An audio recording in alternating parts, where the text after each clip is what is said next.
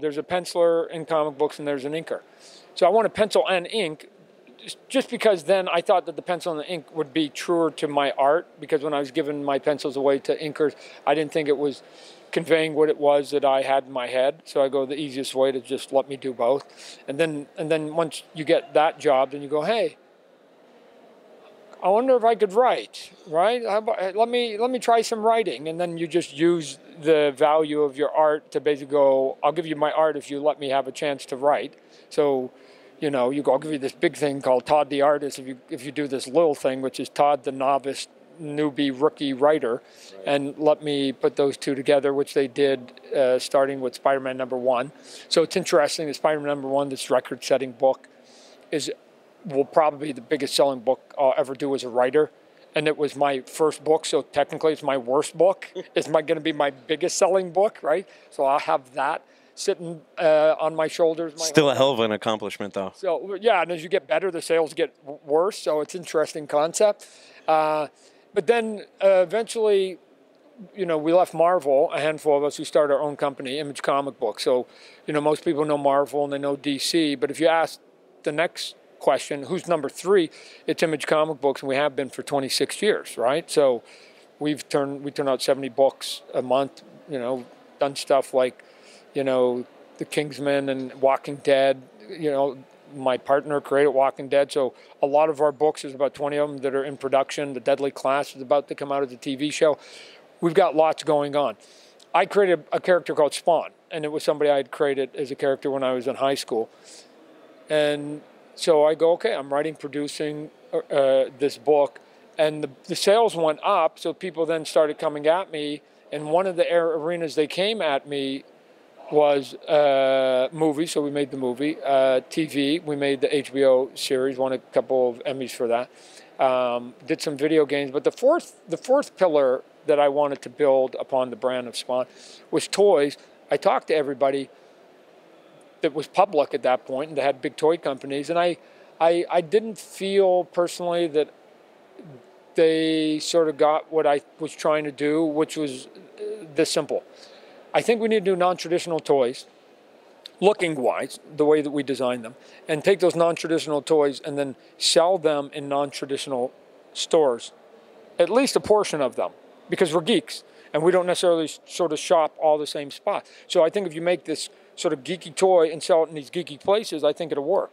They couldn't get their head wrapped around it, so I just did what I've always done, which is sort of ask the question, well, how hard can this be, right? I mean, starting Image Comic Books, it's more complicated than what I'm about to say, but it's still putting ink on paper. We're making comic books. It's ink on paper. Every time you write a note and you stick it on the fridge, you're basically doing ink on paper. It's not overly complicated. Toys is a little bit complicated. It's just plastic and shapes, right? But still not overly complicated. So I started my own toy company, and along the way, starting your own comic company, starting your own toy company, you have to then learn a language, and this language is called business. And if you don't learn the language of business, you better hire people that know the language, right, or you're going to fail.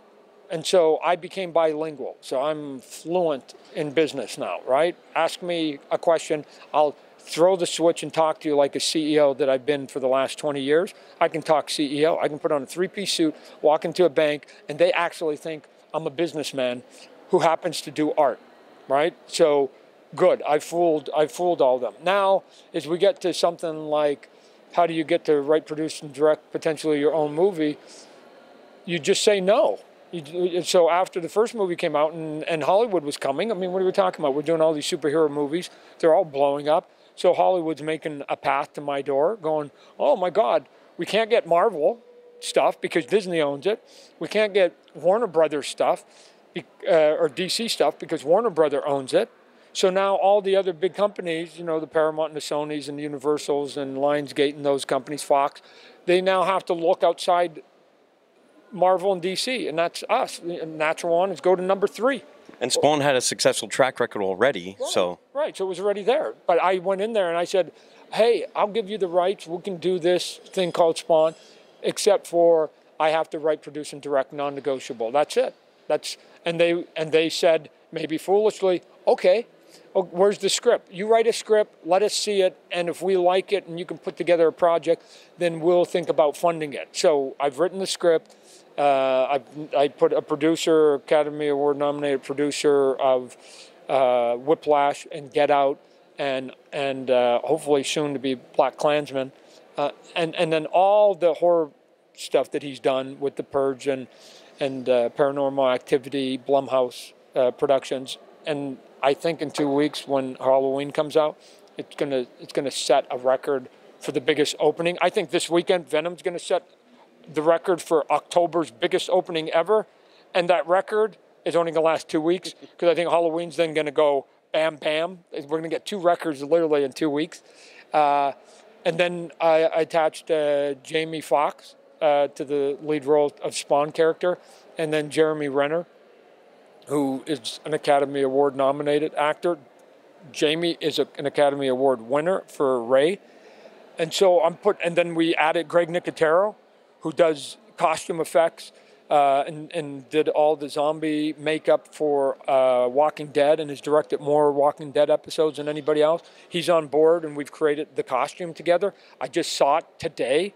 I met with him earlier. He printed out my costume, my Spawn. I physically saw my Spawn that's going to be in the movie today.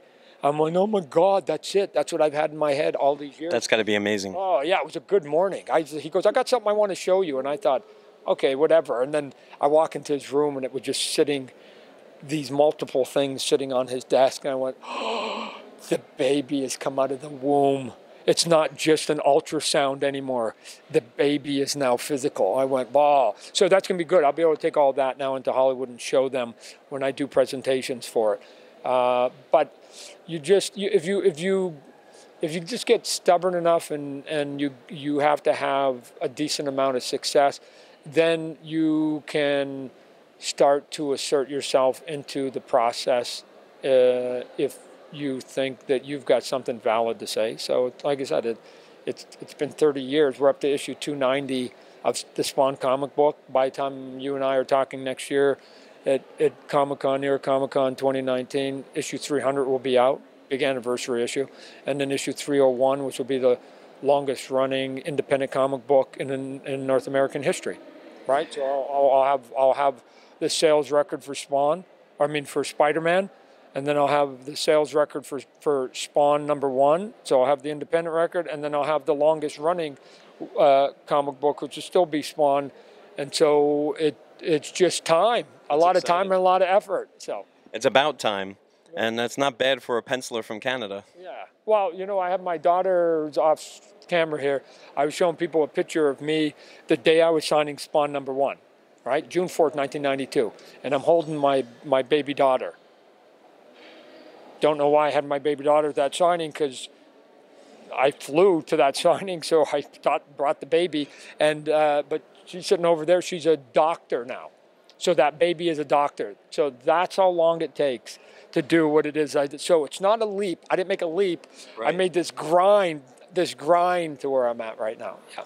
Well, but I'm a warrior. I mean, again, I think there has to be certain personalities too. I just have the personality that I'm okay for the fight. I don't fear confrontation. I don't fear fights when I think people are not being fair. That's my fights are not about winning because I want to beat somebody. My fights are, I think you're being unfair, because corporations like to come in and like to swallow everything and give you crumbs. Sometimes they don't even want to offer the crumb. They want to give you close to nothing, and I don't think that's fair. Well, at the time, you were in a hugely successful comic book, but someone else's IP, and you went and threw it away, and you said, the hell with it. I'm ready to start my own comic book, and you didn't even have to look back. So it's much success. And no, I enjoyed my time at Marvel, and we had a good time. I did Hulk and Batman over at DC and Spider-Man, and co-created Venom with David McFarlane. That's a movie that's out right now. So, it was a good life. We just have moved on from it, right? To me, I always say Marvel in my life is high school. I had a good high school career too. I love the people, but I don't plan on going back, right? I'm looking forward into my life. So I've been very fortunate, and I enjoy coming to meeting the fans at these conventions. So. It's definitely well deserved. And again, it's such a pleasure to meet you in person. Thank you so much for speaking with me. Thanks for having me. Yeah, much success. All right. Thank you.